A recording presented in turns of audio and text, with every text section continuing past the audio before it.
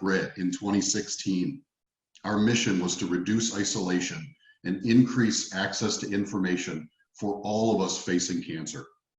The need for connection and information feels even more important and urgent now with everything we're facing with COVID.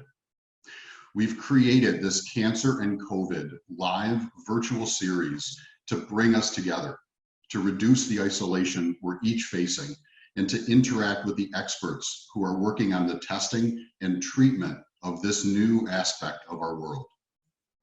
Each Saturday, we're going to bring together a cancer patient who's dealing with COVID, a medical provider who's treating COVID patients, and scientific experts who are working on the diagnostic and testing of this new virus. We're also bringing together the advocacy leaders, those who are supporting our community through COVID, to share the resources and information they have to help our humanity and support our hope. And most importantly, we're bringing together all of us, the community, the ones who are living each of this moment.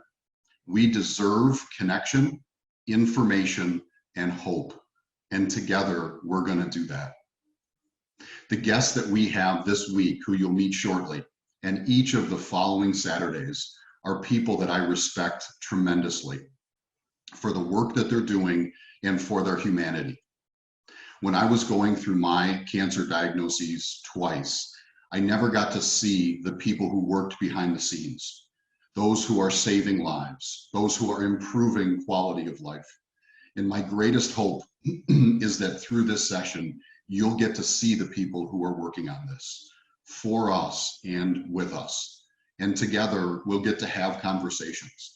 We'll get to talk about our concerns. We'll get to learn what we're all dealing with, and we'll get to support each other. We've partnered with the American Association for Precision Medicine. These are remarkable doctors, scientists, and people.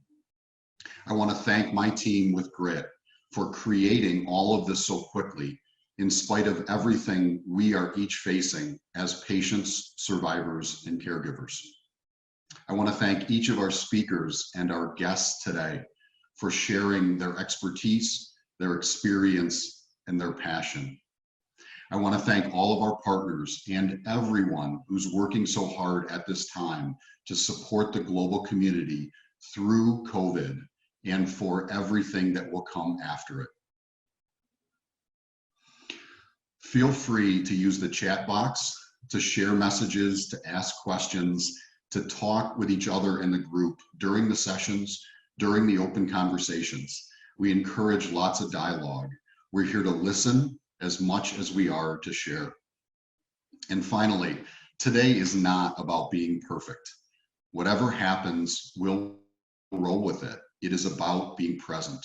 It is about being together to share what we're each facing, to support each other through COVID, and to find everything that we will do together after. With that, I am honored to introduce to you the founder for the American Association for Precision Medicine, Dr. Mishra, who will introduce our partnership and lead us into the panel conversation. Thank you, everyone. Dr. Mishra, please.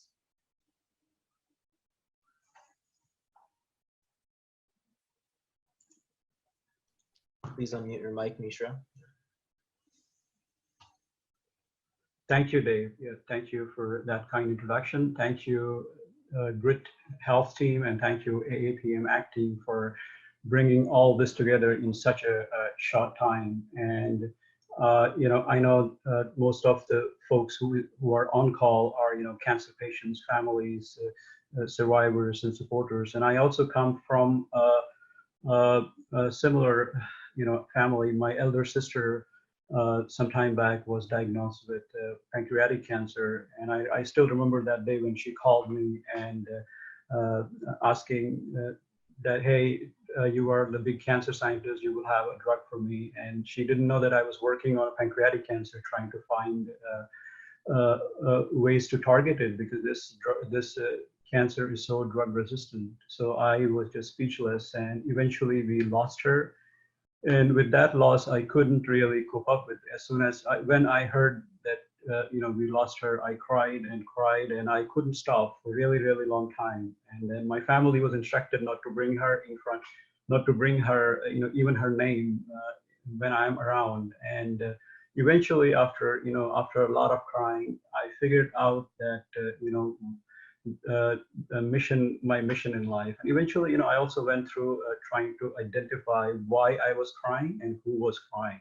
So, I tried to peel, you call it onion, layers of onion, or layers of flower petals. Is it my ego that is hurt because I am the scientist who is preparing, who is at the forefront of cancer medicine, or is it my intellect that I spend all this time to train myself? Is that hurt, or my soul, the soul, if you believe in the consciousness and energy, is that hurt? And I figured out the soul is this silent observer. So there was no reason that the soul got hurt. And when I peeled the petals of the flower in the middle, I saw that I figured out there was a small child who played with that sister for all his childhood years, and it's that child that was crying. So with this, and as we all come together in this meeting, we in this time of crisis, I urge you all to wake up that child that resides within you. For that child, nothing is impossible in this world. So thank you all coming together. And with this, I have a big responsibility as I present a big team working day and night. And I would like to share some. So hi, this is Mishra. I am, as Dave said, I'm founder and CEO of AAPM, and I begin on this grim remark that US is now #1 on the list. We have surpassed Italy and China. So, and within US, so now US is the epicenter of COVID-19, and we are still on the exponential curve. That means the worst is yet to come. And so you can see the exponential curve. And in China, the curves begin, and then they subsided, but in US, I think the curve is all going forward. And you all know that the government has activated National Guard and declared that this is war.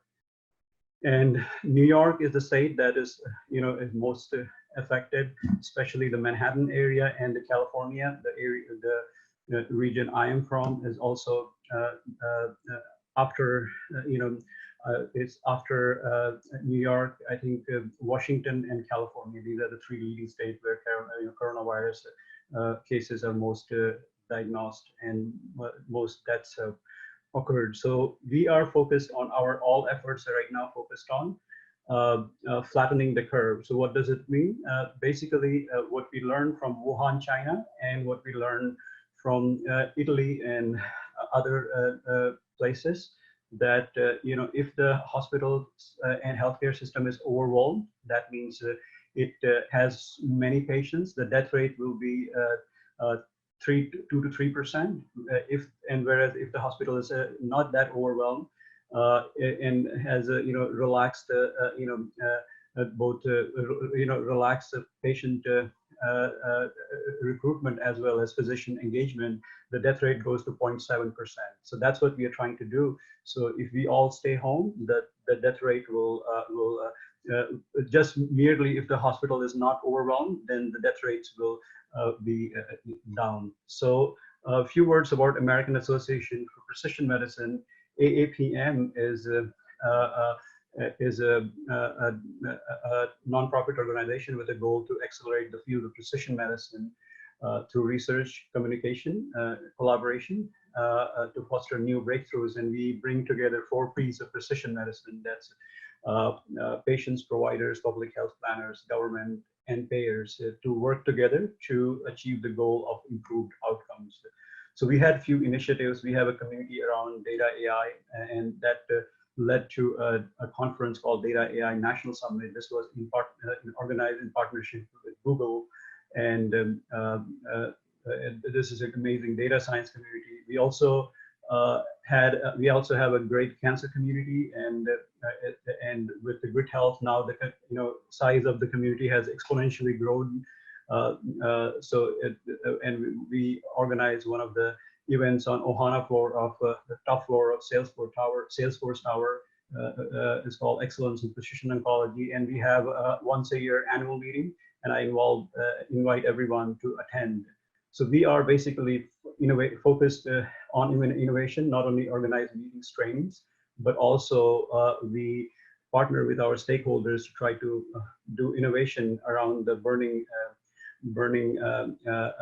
situations that are presented to find solutions, actually, and cancer being one of it. So in the midst of it, ACT was formed. ACT is basically a global task force made up of experts from all over the world, US, North America, Europe, China, India, Middle East, and there's other countries involved in this. And we have several task forces. So the story behind ACT goes to JP Morgan, one of the investor conference, which I was part of. And I had, we had a lot of attendees actually from all over the world, including China and including Wuhan, that visited the Bay Area in January. And when I heard that this was, small infections were going on in China, a team of folks came together and tried to pull out the travel history, and based on that, we figured out that based on current travel,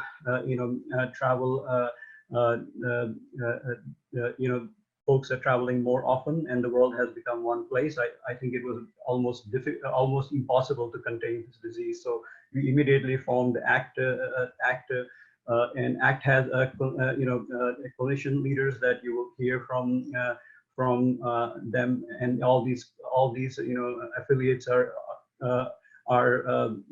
joining ACT on their personal behalf and not representing their institutions. So we have Dr. Arun Sivanandam, who is a lead for collaborations and acceleration, and he also coordinates diagnostics and therapeutics teams. You will hear from Dr.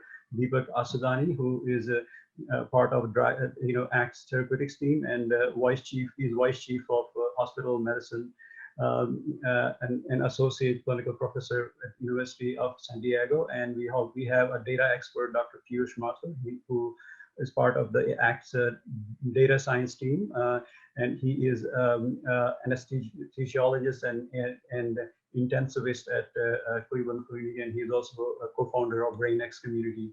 And ACT has a very accomplished executive team. We have Martin Schupa leading the ACT's data AI ML data science teams.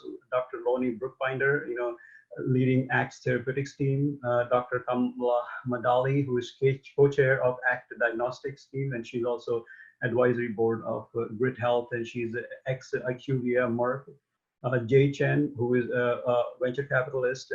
He is a chair of a team called COVID Best, which is focused. The goal is to make an impact on elderly and the healthcare workers, who are the most affected by COVID-19. And Patty Rossman, who is chair of ACT's prevention team.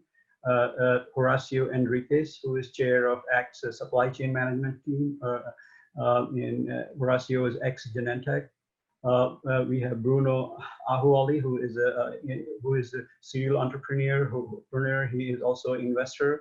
He chairs ACT's content and media team, and he's also coordinator of ACT's impact investment team. And Reem Maharat, who is chair of ACT's diagnostics team, and she's also a director of AAPM and co-founder of Calico Biolabs. She's ex-Roche. So we have amazing team, and the ecosystem we are bringing together technology partners, investors, VCs, family offices, member companies. These are our corporate partners. AAPM has a big list of corporate partners, hospitals, healthcare solutions. We are partnering with the frontline hospitals and healthcare solutions to help them, and with all the means that we have.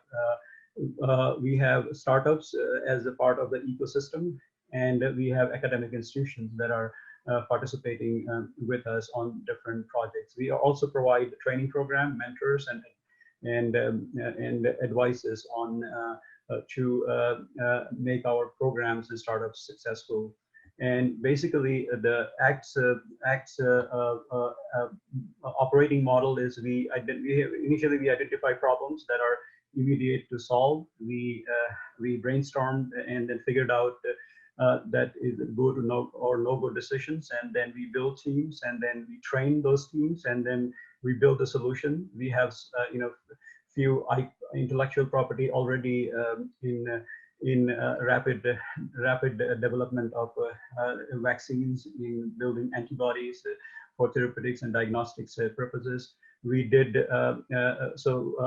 after this we bring on early investors, and then with that capital startups scale, and then once they scale, we bring the late stage investors who invest, and the company becomes successful. So basically, we are bringing mentoring expertise, ecosystem, and data connects, and overall access to this amazing ecosystem. So that brings us to COVID-19 and what the task force has learned over the years. And one of the things that folks ask, so why the coronavirus is so infectious? And a couple of things that is unique to coronavirus is that spike protein, which is one of the proteins of the corona viruses, corona, has a furin binding site. So this is most important because coronaviruses before did not have a furin binding site. So the virus evolved to get the furin binding sites right at the spike protein that dramatically enhances the engagement of the virus to the human cells. And notably, the influenza has a furin binding site, but they have it on the HE protein, which is you can see, which was on the membrane of the virus. So this is this virus. That's how this virus has become more infectious than the influenza virus, and it also binds 10 to 20 fold, at a higher affinity to ACE2 receptor, which is present on the cell surface. So these and also furin is present on lung, liver, and small intestine. So that means that the virus has multiple surfaces to bind and attack. So taken together, these are few factors that make this virus more infectious and deadly. So I get asked this question a lot, that is this virus mutating? And there are some studies done and some papers published. So this is the real-time tracking of the virus, and you can see the purple is the virus that started in Wuhan, and as it migrated to Europe, it has mutated, and also there's in US that you can see that mostly the red strains are present. So, and there is one paper published recently that showed that the virus that is in Asia is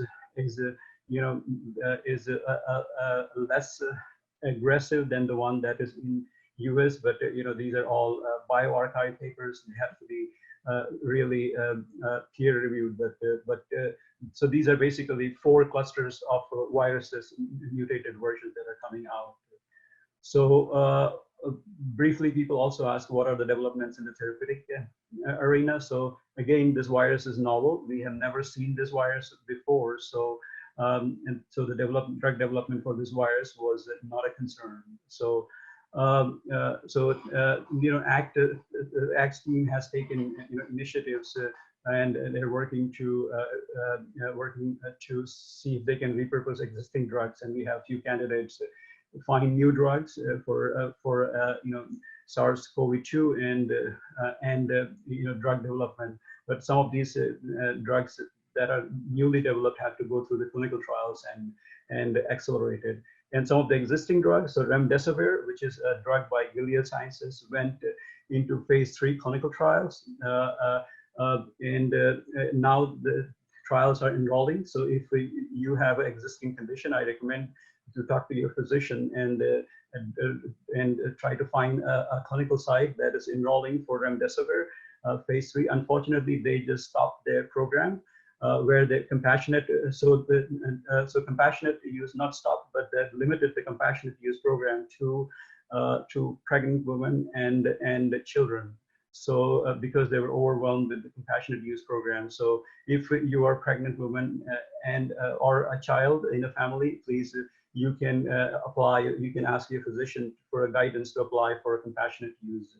And also FDA has, this was a news last week, FDA has granted approval to Genentech's phase 3 trial of tocilizumab. This is IL-6 antibody, human monoclonal antibody, and it is, it is testing, the phase 3 clinical trial is testing the effect of tocilizumab on COVID-19, preventing COVID-19 induced pneumonia. And ACT Therapeutics team is also working on drugs to come up with drugs and to prevent deaths in COVID-19 patients by reducing acute respiratory disease syndrome, ARDS, that actually is causing majority of deaths. And ACT affiliated company Ligendal has already developed a rapid vaccine for COVID-19, and we are pursuing it further. And we have also successfully developed an antibody against ACE2 receptor, where the virus binds by an ACT affiliated company, Bio. So, we will discuss all these later on.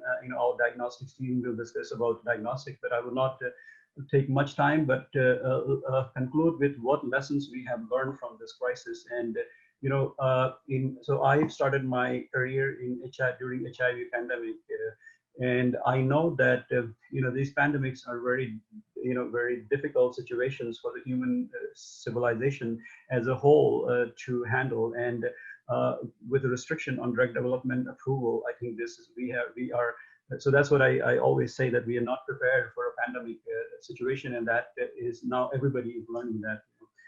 So usually I will get a silence response, but the lesson that we have learned that, okay, this will summarize it, we have screwed big time, and then we have to really learn from this situation to, so that we can take actions and really have a pandemic response system in place.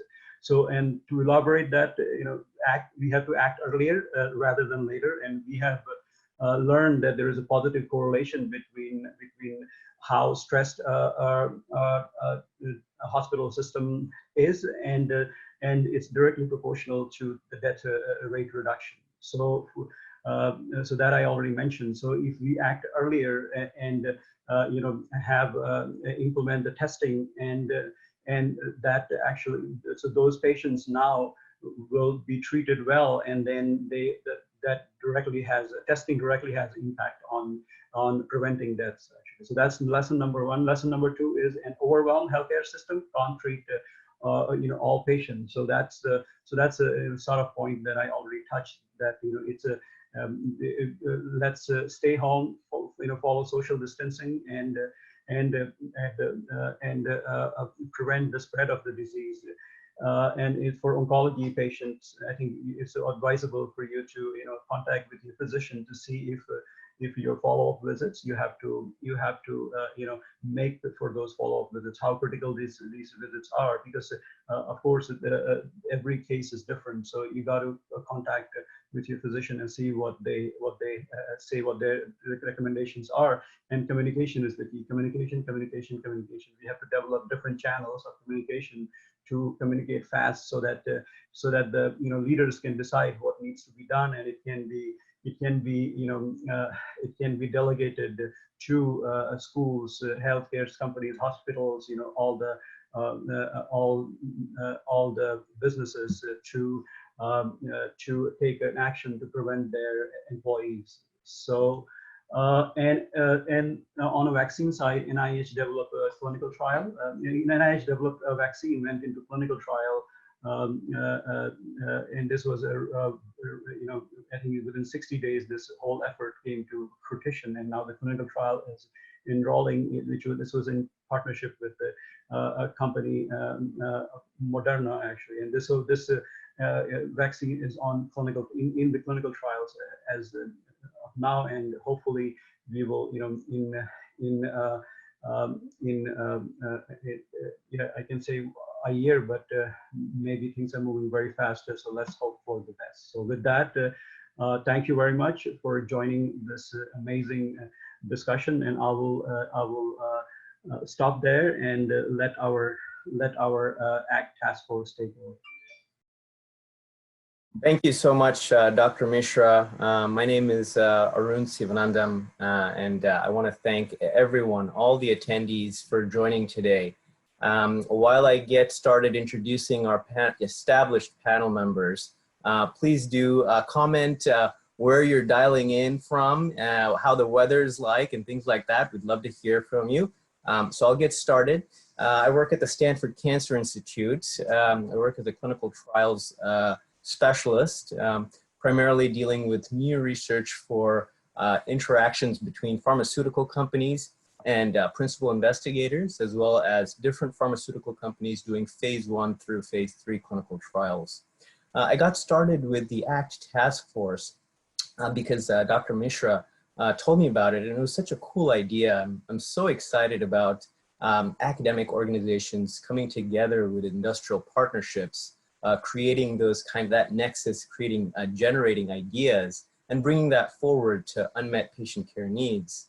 And when I saw all my friends kind of panicking in the midst of this crisis, oh, are we doing anything? Are we acting? I thought it was amazing that Dr. Mishra had started this initiative, the ACT initiative.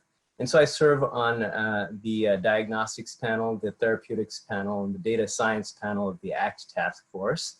And so I'm really excited to serve in that capacity. As well, my connection with the cancer community is very personal.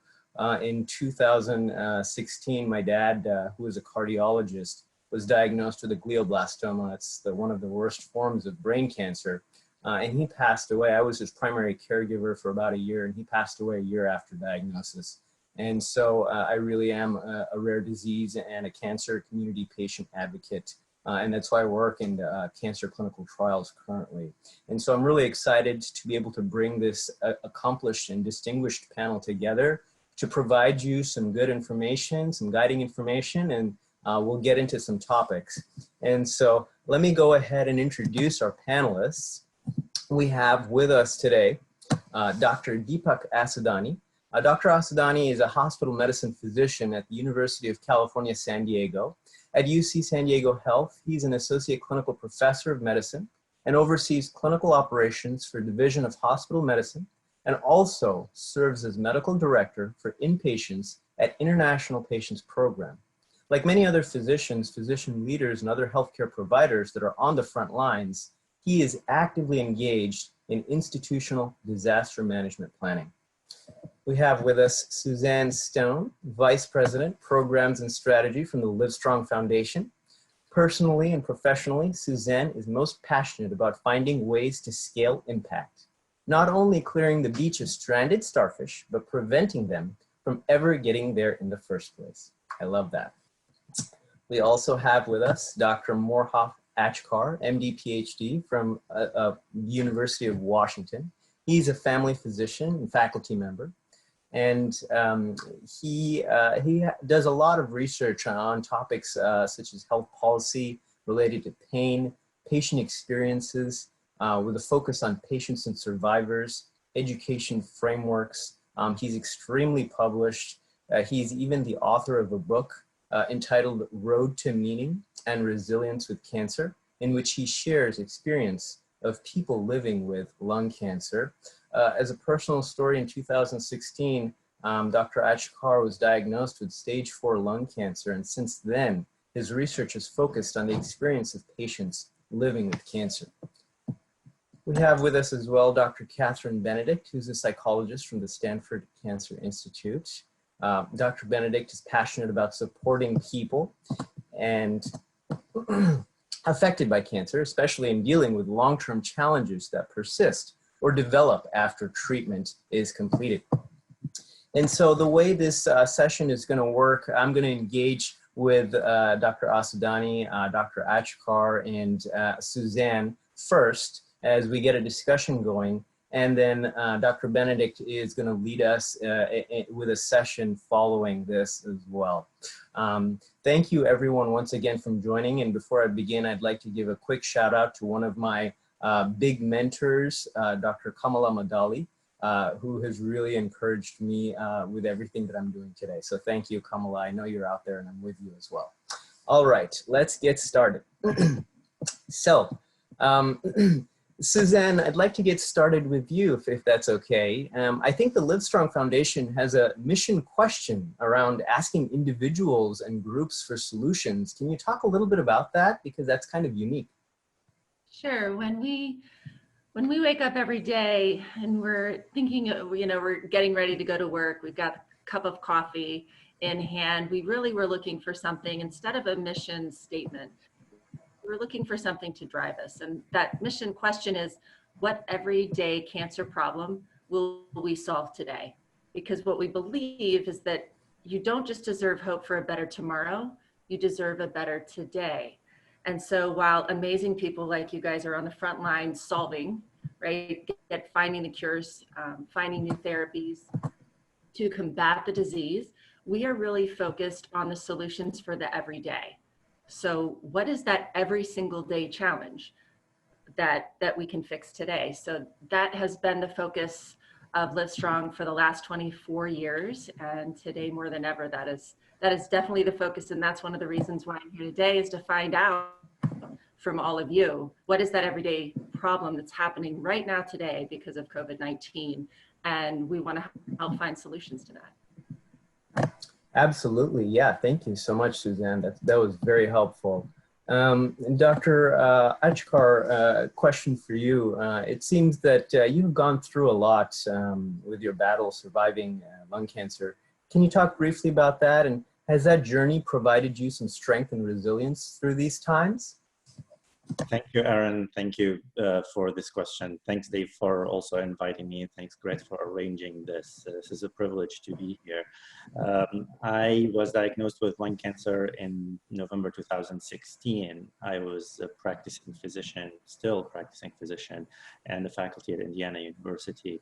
The diagnosis of cancer changes the person's biography. You have a life path that you envision yourself to be on, and then you receive a diagnosis where you start to ask yourself how long my time will be on this life, and what is it that I need to focus my time doing. You start asking questions about meaning and what is it that your purpose here, and that became really salient in my mind as well. What I was fortunate to receive the diagnosis at a time because of advances in science, the work of people like Dr. Mishra, precision medicine, where we know that a cancer is not one cancer. Lung cancer is not just one diagnosis. With molecular testing, you find an array of diagnoses and different treatments that target specifically what kind of cancer that person has. So I started taking my treatment, which is in a pill form. I take it twice a day. And with maintaining reasonably good quality of life and ability to continue to work, I focused my research and my life project on lending voice to people who are living on the margins with cancer. So those are people who have the illness and continue to live. And my curiosity is about life on day-to-day basis, just like Suzanne, is how are people dealing with this? How are they carrying on? How are they developing resilience over time? And how are they coping? And more importantly, what are their needs? And how can we as a community support them and be by their side so they can win this fight? And that's why I do the work that I do. And that's why I lend the voice to the people that I talk to. Wonderful. Thank you, Dr. Ajkar. That's so powerful that you're asking those questions and trying to help the cancer community and give back to the cancer community in that way. I think that's really important information. And Dr. Asadani, if you don't mind, I'd like to ask you, from the outbreak origin of COVID-19 in China, I know you've been following the course of the disease as it's been going to Italy and other places. What are you seeing now, and what did we miss in the US to have COVID-19 become such a national problem as Dr. Mishra has just outlined? Yeah, Aaron, thanks for the introduction. That was very kind of you. first and foremost, I think what we understand is this virus has not read the textbook. We are learning about the virus as we are handling it. So we are thrown into a situation where it's unprecedented in a lot of ways, the scale, the scope, the changes that it has gone through. So it's very hard to address an issue that's kind of so novel. And we had more experience with SARS and MERS and other coronaviruses, but like the way and the intensity it has progressed has kind of sobered us in a lot of ways. It's all retrospection. It's all the hindsight, like what we could have done different and where did we miss.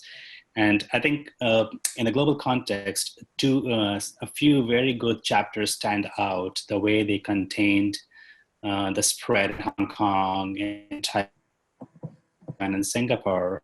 They have emerged as. So I think with the scale that this infection has spread, we were not really prepared for its testing. We were not really prepared to answer a lot of simple questions. What kind of isolations do we need? What kind of extent will have to be prepared? So we did act, but there's a lot of consensus in the willingness of this action. So the action, how do we kind of flatten the curve? I know Prasoon talked about flattening the curve, and that's a very important concept. Yeah, could you explain a little bit about flattening the curve and social distancing?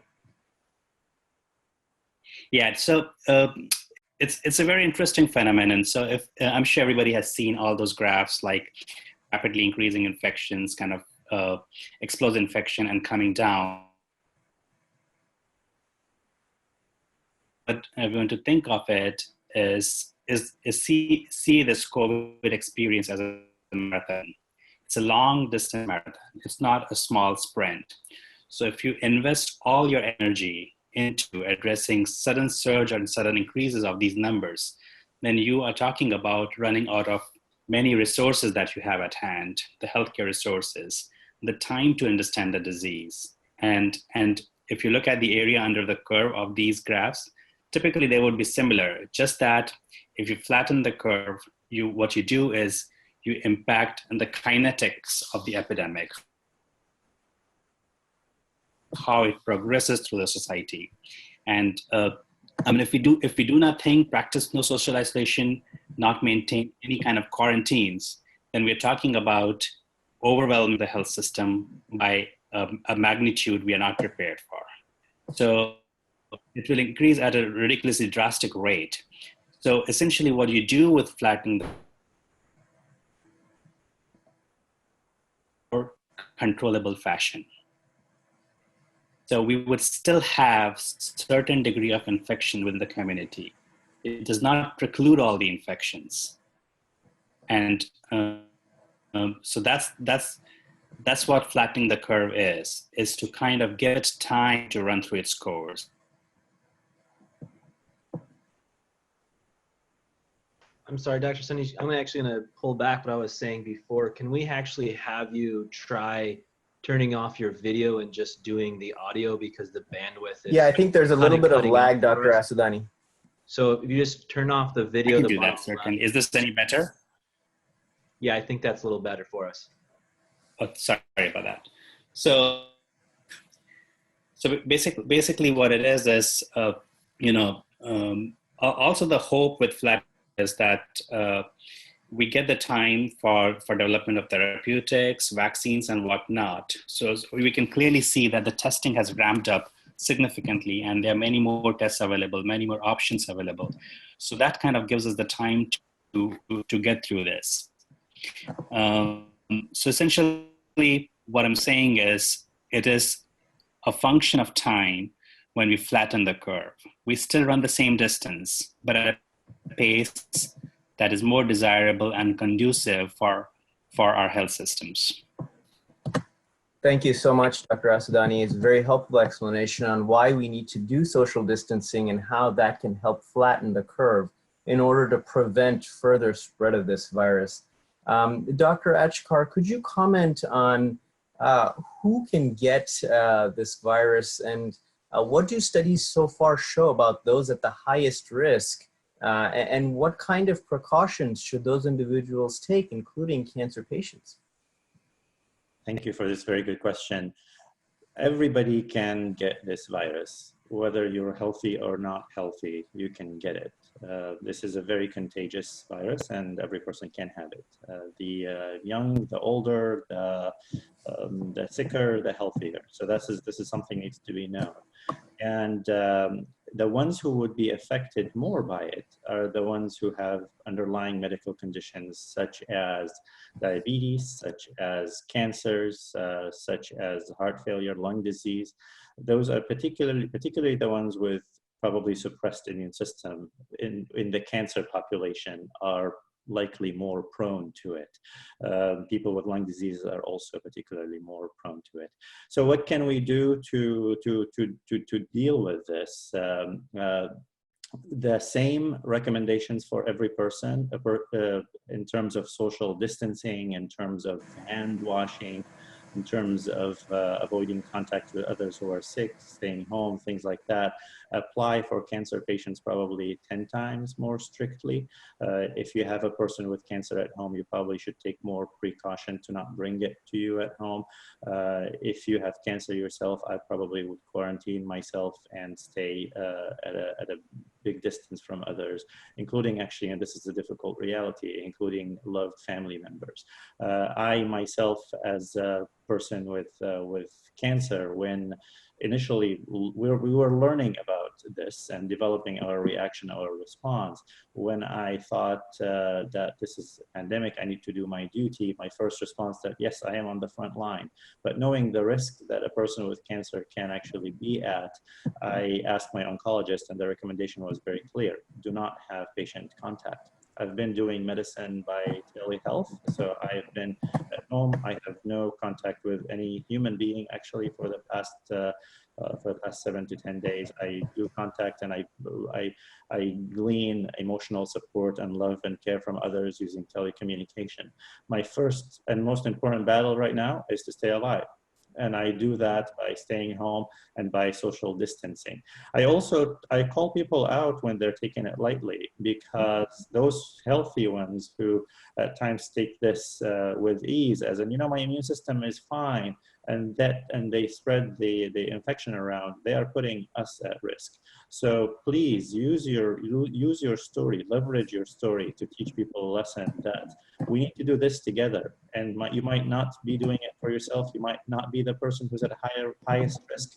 Someone else, a loved one for you, or a loved one for another person, might be that one who will be affected. So please take your precautions and please keep us safe.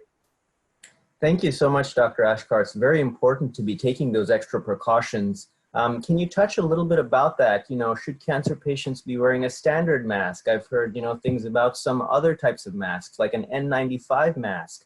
And in the case of telemedicine, I'd like to hear opinions from both you and Dr. Asudani as well.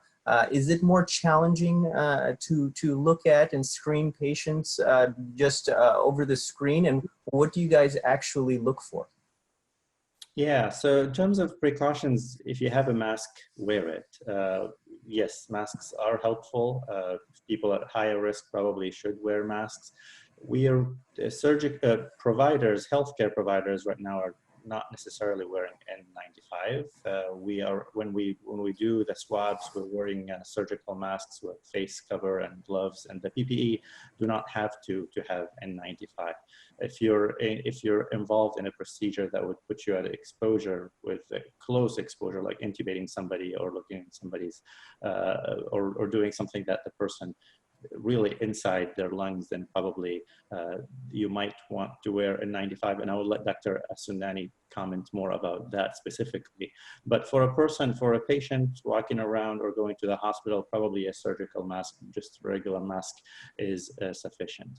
In terms of the telemedicine, You can learn a lot from telemedicine in terms of learn a lot about the person's history and experience from telemedicine. Even you can see how they're breathing. You know, if you're looking at someone and you're seeing that they're breathing comfortably, they're completing a full sentence, they're telling you they don't have fever and their cough is mild and they have a little bit of a sore throat, you might actually triage them to just stay home, take your precaution, quarantine yourself, and that's sufficient. This is especially true in areas where access to widespread testing is not yet available. So we've been triaging a lot of people this way, and that's perfectly fine. Obviously, in ideals, and that might actually be even more ideal than bringing people out. You bring people to healthcare facilities so they can spread infections. And this comment I would say to any patient in the panel as well. Please, if you have symptoms, be transparent and tell people about it. This is serious, not just for yourself. This is also serious for the healthcare provider. They want to know exactly if you have upper respiratory infection. It's not fair for anybody to walk into the room and, you know, coming with the symptoms of fatigue, and then when you walk into the room, the person is coughing, whether that's on the nurse's face or on the doctor's face. We need to protect our doctors. We need to protect the whole community. This is not a survival in the sense of an individual surviving alone. We have to do this together by being upfront, by being honest, by also putting our best selves out there. Dr. Asadani, would you like to comment as well? Yeah, I was going to piggyback on Dr. Achkar's comment. So it's become more clear. Like, we started with everybody wearing N95s and calling it an airborne. So we've come away from that recommendation. And now there was early on we would have the patients. Having said that, I think standard surgical mask is just fine, and in situations where you expect that there would be a generation of aerosolized particles, and like Dr. Achkar said, like intubation. Some other examples would be nebulization, and also the CPAPs and BiPAPs. And if there's an active suctioning going on, if there's an aggressive chest PT going on, so those are the AGPs, or the aerosol generating procedures. In a normal community, none of this really happens. In a normal community, you're going to a grocery store, although I wouldn't recommend to do that in this time and phase unless it's really important. So, and a surgical mask is an adequate protection. The key, however, is to avoid the portal of, and like not getting your hands with pretty close to nose and mouth and those kind of things. One thing I would like to touch is the fomites. I know that's something which can be easily overlooked. We touch a tons of surfaces all through the day: the doorknobs, the microwave buttons, the whatever, the stairs, the side railings, and holding bars, like, you know, and the car doors and those kind of things. So these are fomites, like any surface that can act as a reservoir. There have been quite a few studies that they look like how different surfaces behave, and essentially, like, you know, the plastic surfaces get a bad rep and those kind of things. So so make sure that you avoid fomite contact. What it really means is, what goes a long way is a good hand hygiene and hand wash. And 20 plus seconds is what's recommended by WHO and a lot of agencies, and that's kind of with soap and water. And it's in a lot of scenarios, that's even better than using the hand gel. I mean, that's probably one of the very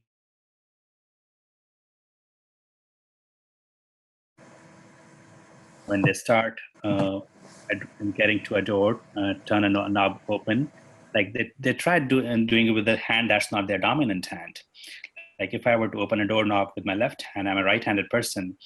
It's very unlikely I would be touching my nose or the face with my left hand. That's not what I'm used to doing, because my reflex is using my dominant hand to kind of try. I can't bring my left hand on my face because that's not what I normally use. So reserve, while we isolate ourselves, reserve that left hand or the non-dominant hand for touching fomites, and you kind of minimize a lot of contact points. Thank you so much, Dr. Asani. That was great. I got a question for you, Suzanne, if you don't mind. There seems to be a ton of misinformation going around, and I'm glad we're going through some good information here from the health experts. But some of this misinformation is actually panicking members of the public. Just give you one example here. There was a spam message sent on behalf of my institution, not from my institution, but it said from our institution, saying a bunch of recommendations, including that in order to prevent getting this infection, everybody should drink, several jugs of water every 15 minutes. How are you guys dealing with that among Livestrong, and how are you combating that appropriately to give patients and caregivers appropriate information to act appropriately at this time? Absolutely. In fact, I received a scam email to my Livestrong account with information that was not correct. So what we've done is, by far we are not the experts. You are listening to some amazing minds here. And so what we have done is we've taken all of our experts and we've vetted sources from the CDC to ACT to resources all over, things not just about a lot of questions that I see here, how do I wash my hands right? How does it transmit? There's lots of sources like that, but we've also tried to answer questions like, how do I quarantine with somebody else in my house? Can we do laundry together?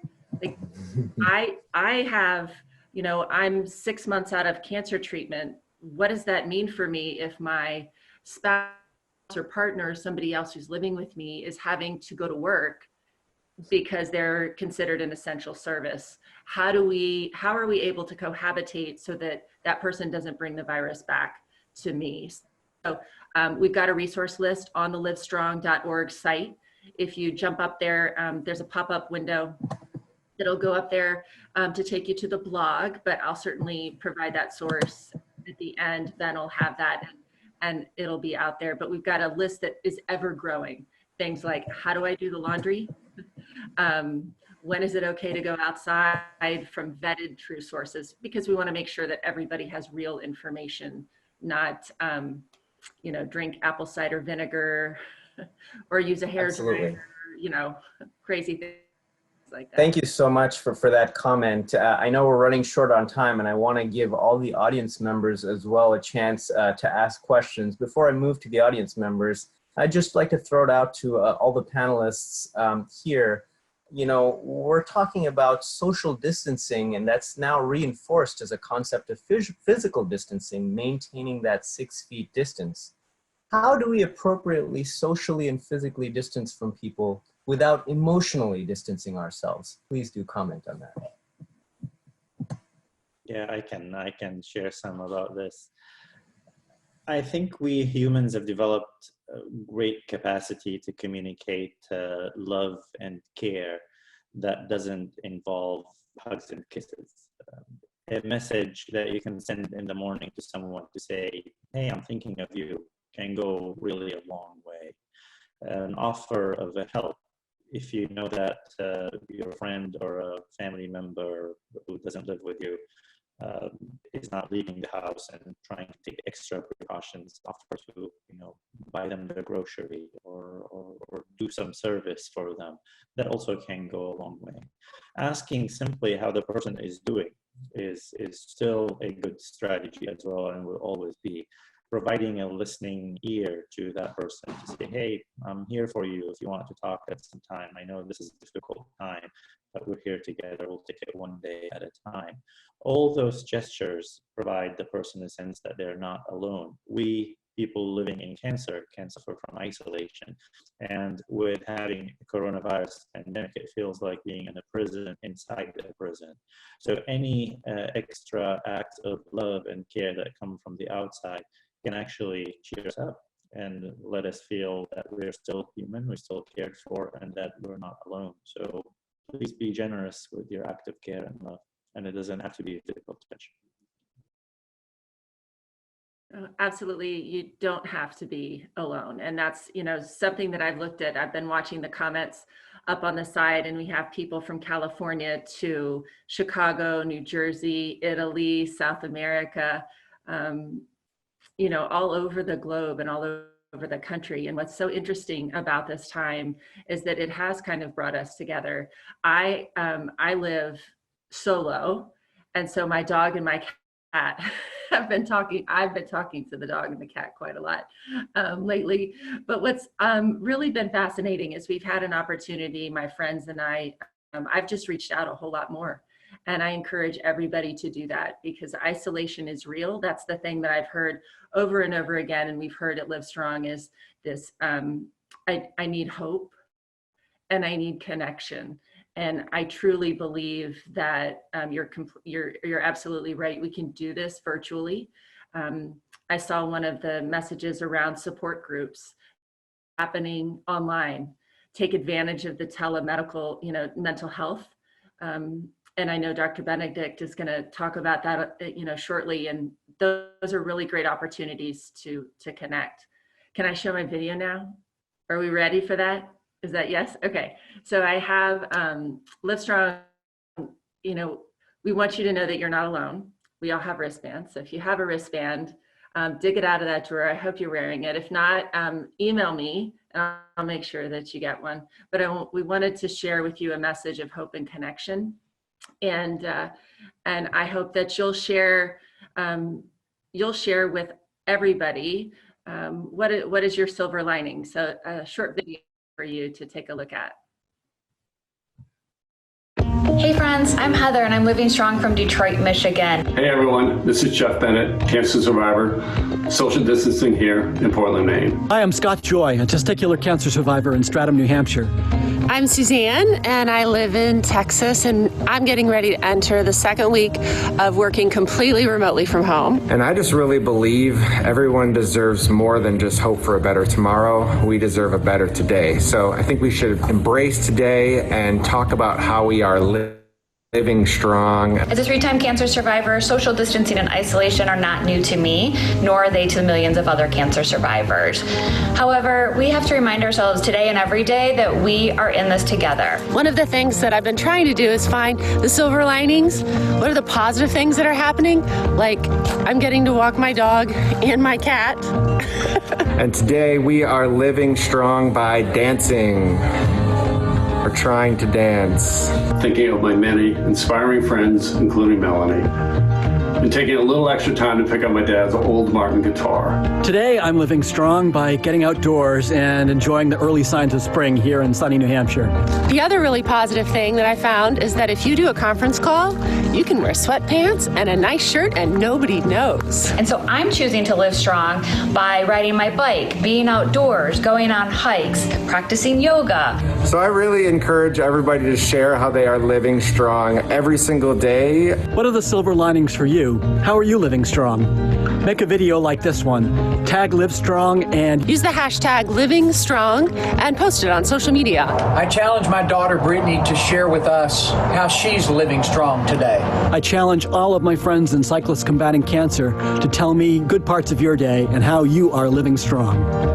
To remember the James Taylor lyrics, shower the people you love with love. Take care, everybody. Be well, and please be kind. And let's remember, we're all in this together, and we'll get through this.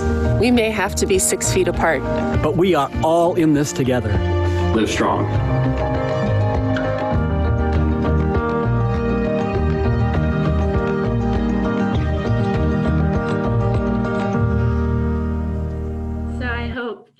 You'll all find your way to live strong, and I know that you can do this. I hope that you'll stay connected to Live Strong and our whole family, and that family is all of you, because you've logged on, you're a part of this Grit Health. You guys are amazing. Thank you for hosting this. Thank you to everybody, all of you who are in lab coats and masks and doing the hard work to keep us safe. But I hope that everybody on the call today, you can get that video. Ben will send it out, I know, afterwards in a link. Or again, you can just contact me, but just find us on social media and stay connected, because there is hope and there is connection. We're here for you. Suzanne, that was a beautiful video, and I'm sure we are all inspired. I need to make my Live Strong video, so I'm hoping to post that up soon. And I'm going to ask you for a little wristband as well. So thank you so much for that beautiful video. Really, really appreciate that positive message. And I wanted to mention as well that we are doing something, as Dr. Mishra said. You know, our task force is called the ACT Task Force because we're acting now. We're not waiting. So we are trying to help all of you. I'd like to really turn it over to the audience for some questions. Amazing audience. We've got about 70 people who've logged in from all over the world. We have members who've logged in from Italy, members who've logged in from India, members from all over the US, all the way from Chicago to South Carolina to California. So thank you so much for logging in, participating, sharing your stories, and asking your questions. And I'd like to ask the panelists some of your questions. Debbie asked, my mom started breast cancer treatments. Is she more susceptible to catching the virus? And what recommendations can we give to Debbie and her family? I can take a stab at this. It's difficult to say whether somebody is at increased risk of catching the cancer per se. It depends on the person's activity and lifestyle. If the person is out, probably is going to get it more. If the person is going to the hospitals and clinics, there is an increased chance as well because that's where things are concentrated. A person with cancer who's living alone at home probably less likely to get it. What's important though, in addition to risk of getting it, the risk of having complications from it, people with cancer, especially blood cancers, and people who have had been treated with chemotherapy at increased risk of complications, especially if there are other underlying health conditions or age, they're advanced in age. So I would consider the person at increased risk and I would take extra precautions. Hey, Dr. Hatchker. So would you, I mean, maybe I'll have you piggyback on a little bit, like how would you differentiate the chemotherapy and immunotherapy? I know the greater risk is with the chemotherapy, and generally it is understood that the immunotherapeutic treatments do not necessarily increase the risk or the poor outcomes. What are your thoughts about that? That probably I would leave to the oncologist to answer, and that's probably safer for, and this is actually a recommendation that I would say to everyone who's asking in the audience. Please reach out to your oncologist. They're often they have hotlines, they have emails, and they have phones that you can reach to the nurse and ask specifically about your own risk. Every person is unique. There are, for any prediction of an individual risk of complications, there are multiple factors, and we all often have more than one thing. You know, a person who's 70 years old who just finished treatment for any particular cancer is not the same as a person who's 35 and finished the same treatment for the same kind of cancer. If you add to those other factors like diabetes and lung disease, then it becomes even more complicated for the picture. So please reach your own oncologist as well and ask about your individual risk. Yeah, thank you for the answer to that question. I think there was another question as well from Tim about low white blood cell counts and indicators of being immunocompromised. You know, is it more tricky when patients are immunocompromised, and is that enough to ask for testing, or are there specific criteria under which you guys recommend testing? So the testing recommendations have vacillated quite a bit, and as much as it is a function of the need to test, it is also about the availability of the test. We've had multiple ways that we've triaged folks to get tested, and we haven't always got it correct. And the symptoms, we go by symptoms, but that doesn't mean that they are no asymptomatic. They have mild infections, they're asymptomatic infections. I mean, like being afflicted with COVID. So there isn't necessarily a perfect science. The white cell, the question that came up,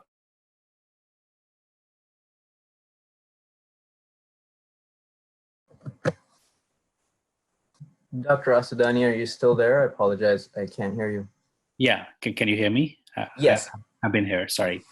So what I was saying, the white cell count, it's an individual situation. It has to be kind of taken in a whole context. In general, however, what I'm saying is that lymphopenia, a subset of the white cells, have a correlation with COVID infections. So, so we don't have a which someone must get tested. Understood. Yes, thank you. Scott S. had asked a question. I have active lymphoma. Is it safe for me to take walks in my neighborhood when a few others are out? And I want to actually broaden this a little bit. You know, people are asking, is it okay to go on these hikes and these walks? Different places, they're saying it's too overcrowded, and you know, the government's kind of trying to shut it down, or the state and local authorities are shutting that down. What are your recommendations around going outside in general, living a healthy lifestyle while trying to follow all the recommendations? And our patients who have active lymphoma and other conditions, is it safe for them to do these things as well?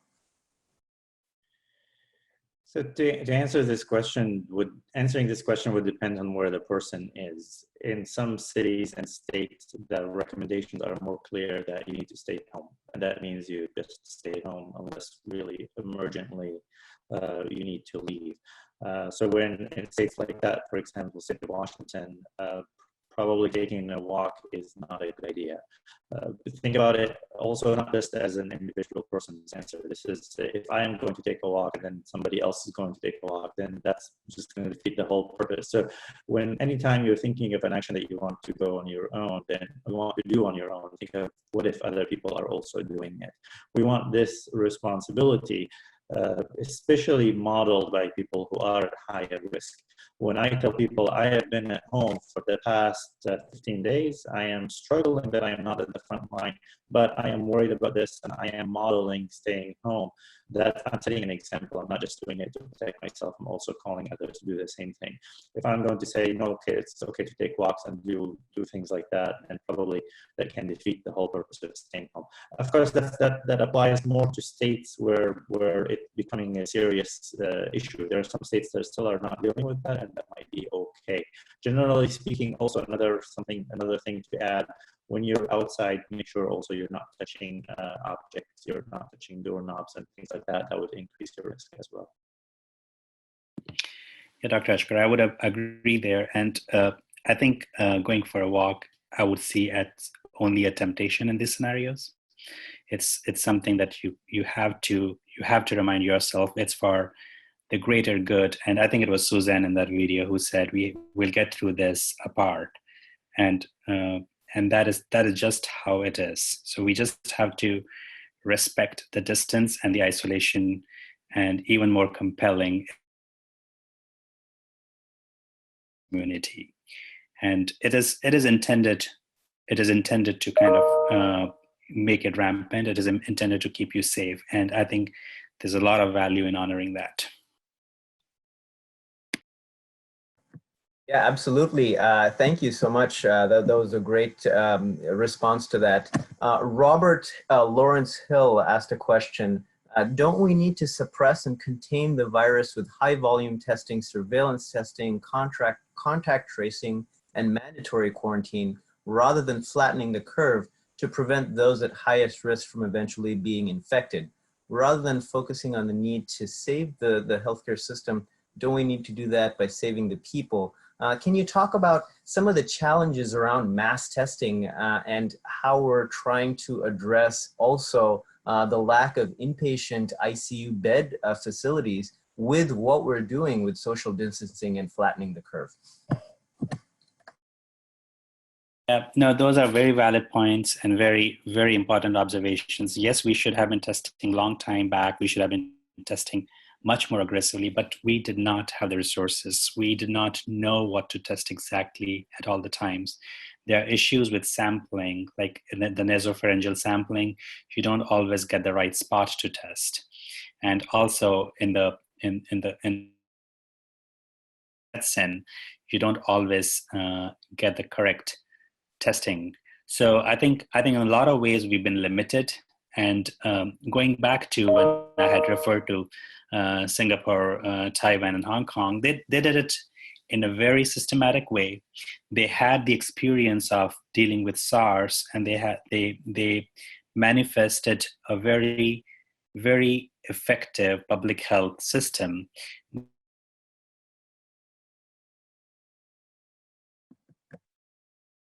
Sorry, Dr. Asudani, couldn't hear you again. Are you still there? Yeah. Yeah. Can you hear me now? I mean, it's the internet's not liking me too much. That's okay. So what they did there, and the recipe for their success to contain, was attention to contacts, like contact tracing, droplet and airborne precautions earlier. I'm not saying airborne.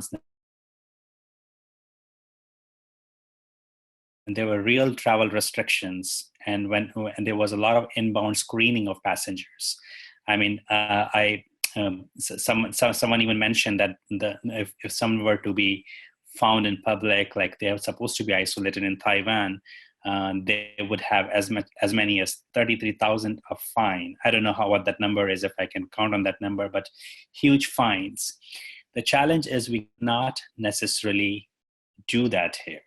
It's not as easy to do that, and it's a different way different governments and communities work, but yes, we needed more of testing, finding out the prevalence. We haven't yet defined the prevalence. We don't even know what the real prevalence is. So those are some very important steps. But I have to say, we have ramped up our efforts.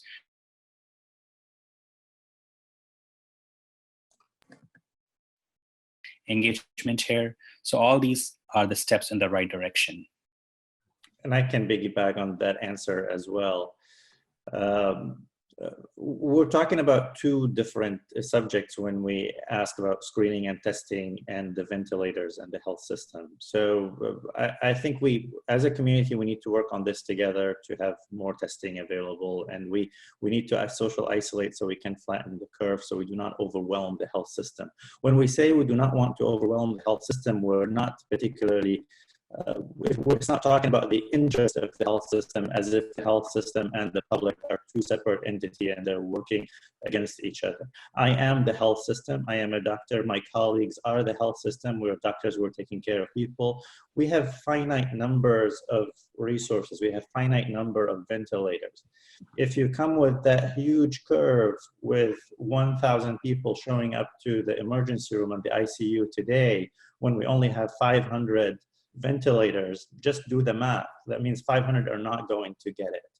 If you flatten the curve, that means those 1,000 people who are going to get ill are going to get sick over, let's say, next 2 or 3 months. Then the ventilator that's used today for your friend tomorrow can be used for you, and we can save you and the other person. That's really the simple math about flattening the curve, and that's the simple math about working together with the health system so we can judiciously use the resources that are finite that we have to save the public. They're not against each other, and I would warn against those voices or concern or resentment that can come as in, there's some people are, they're not doing what they need to do against us or the health system and us. So it's not us over them. We're working on this together. There is a need for more advocacy work. Yes, we need more ventilators. We need to allocate community resources so we can produce more of them, so we can make them available in the hands of the doctors who can do the job.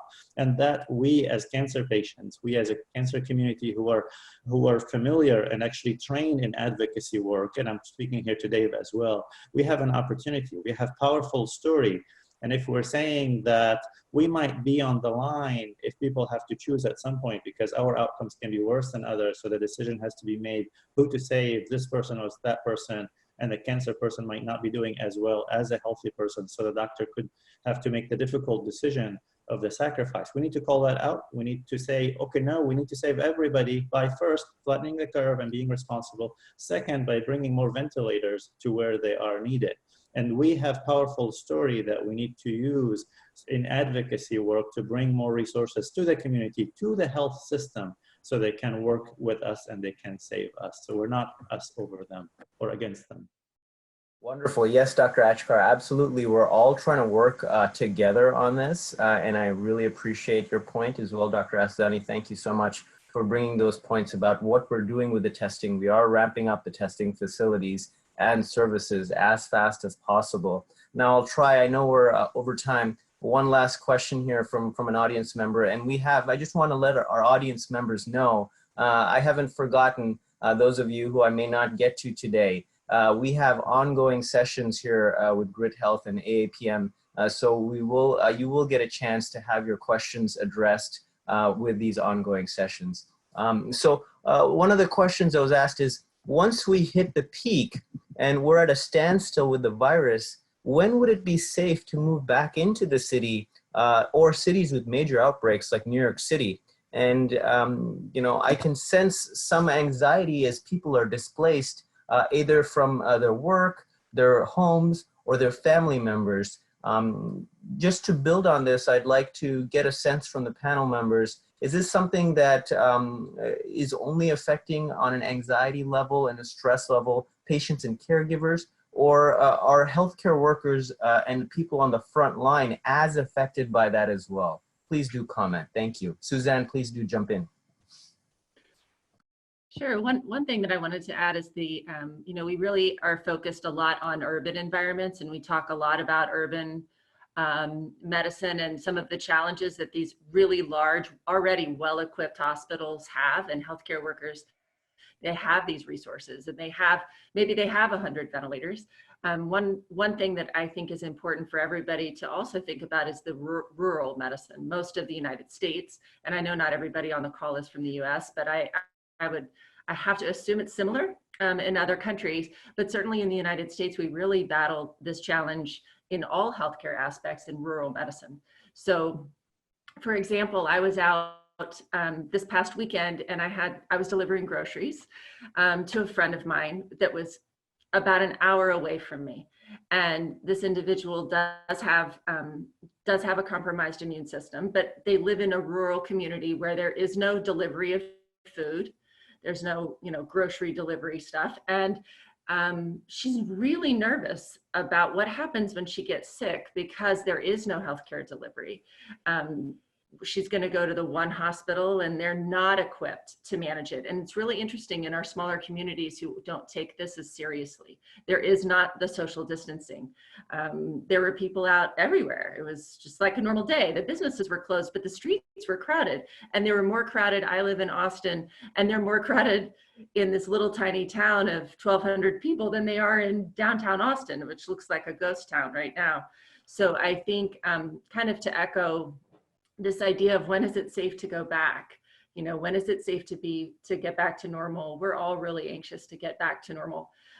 But there are a lot of people out there, and I think a lot of people on this call who really have to say, is it worth going out to the grocery store to get those groceries when someone else could help me out, and drop it at the driveway, because we're out there to help you, especially in rural America.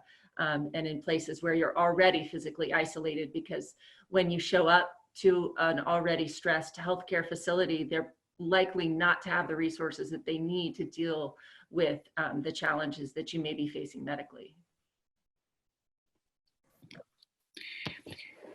Yeah, thanks, Susan, for bringing that perspective. I think no one has a very good answer in terms of when these public health measures would be eased. I would just like to, listening to Dr. Anthony Fauci from last week, I believe, his response was, you don't make the timeline, the virus makes the timeline. Having said that, that's a very sober reminder, but the silver lining that I see is that that virus has gone through a lot of parts of the world.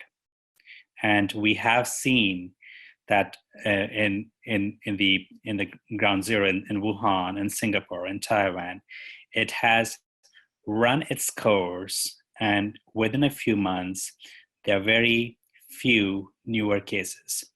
Do I intend to suggest that there won't be a second wave? I don't know. That's always a chance, and historically we've seen that has happened. In the Spanish flu in 1918, us respect the fact that the cases elsewhere have come down, and that's exactly what's demanded of us, to be patient, and there is no good answer. However, we try to bring it up. What date is the final date that we come out in public and say that it's a normal life? But again, I want to not go to that, but leave with a silver lining. Come back. And I would also add to that, I would add to that to answer the question, is this just anxiety or serious or a little bit of both? I think the threat is serious, and we should know that by now, and probably most people know it. Is there anxiety and panic on top of it? Yes, there are, and those you can think about them as layered on top of each other. There's something serious that you can respond to it in a rational, reasonable way, and there is some anxiety and panic. I think having fear and having anxiety is a legitimate human experience that we're allowed to have. We can be scared. I am scared. I get nightmares, and that's normal part of my experience because of, again, dealing with cancer and with whatever I bring of a psyche that predispose me to whatever feelings that I have. And those are all legitimate. Let's find channels to deal with that. Let's build our resilience. Let's work on our coping so we can deal with that part, the stress and managing that anxiety. But then there are some particular actions that we need to take to address the fact that this is a serious threat and we need to do something about it. Those are two separate things, and we shouldn't, again, sometimes people throw the basket with the baby in it, as in, this is just a panic, just calm down, you'll be all right. Yes, calm down, but do the right things so we can be all right. Because without doing the right thing, and just by calming down, it's not going to solve the problem. Just by panicking, on the other hand, it's not going to solve anything, really. So let's work on our coping, let's work on our resilience and finding purpose, finding a community and solidarity, and let's do what's right. Let's listen to the truth that's coming from people who know it, the experts, the ones who are working on those matters, and that would be my advice. Yeah, wonderful. Thank you, Dr. Asghar. Just to kind of build off of that a little bit, Dr. Asadani, in your experience with disaster planning and the healthcare workers that are usually on the front lines dealing with this, do you sense a sense of anxiety among them? And how are you dealing with that with your colleagues and the workers there? So that's, Arun, that's a very valid thing. And there's a huge amount of anxiety, and the anxiety of unknown. Like I've said, and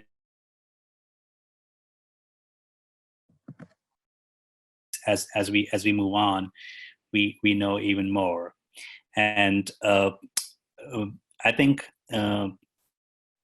getting to know what's in the pipeline and how much we have come together as a community, as a group, I think that's very valuable. I've said it several times that there is a paradox in this quarantine. There's a paradox in this social isolation together because of this reason.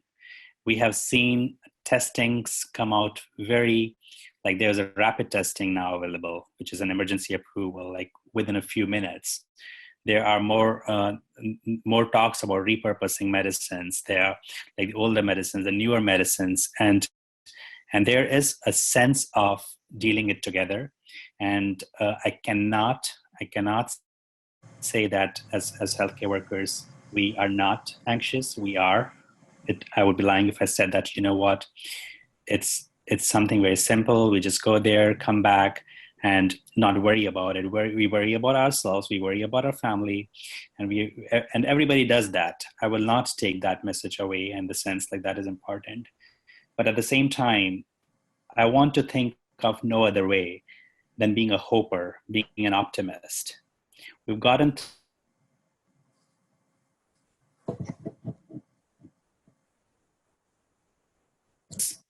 and a variety of other coronavirus like SARS, MERS, and we have gotten through that.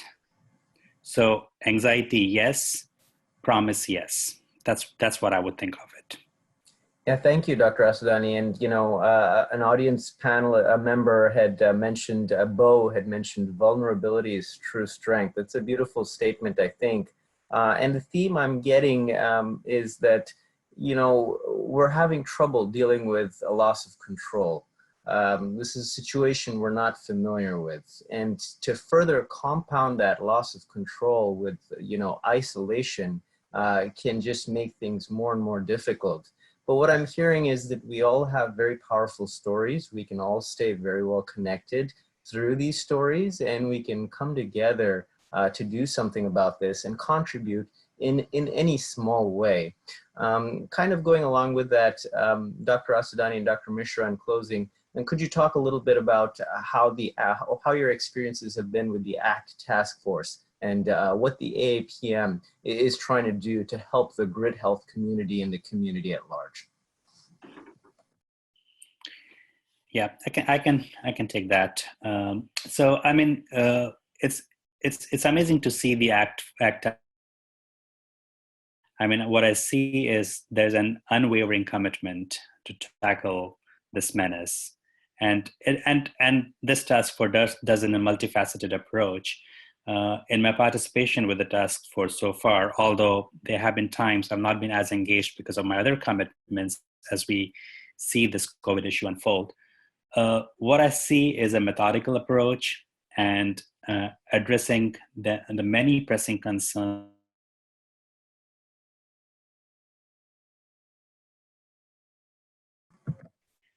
Thinking about innovations and therapeutics, and like kind of going out to influence policies, and even this platform, like talking to wider community at large and giving them the right information that this is where we stand, this is what we hope, and we don't know all the answers, but this is what we are doing. So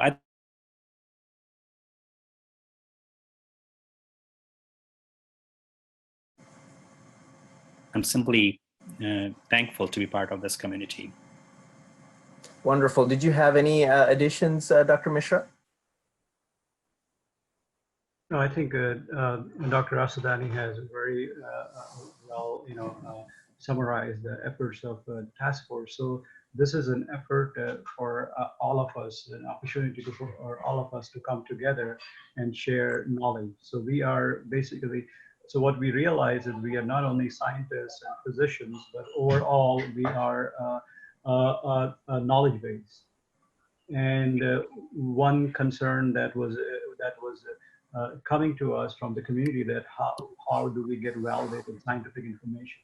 So I think this is a platform where we can bring different members of the community in diagnostic space, in therapeutic space, in prevention space, overall, and from the investing world, investment world, and supply chain world, and overall try to see how we can solve the problems in short term, right? Because this is happening, like you said, Arun, that it's happening right now. So how we can address this challenges in the short term, but also prepare for the long term, because COVID-19 crisis and I would rephrase, it's a trial pandemic crisis.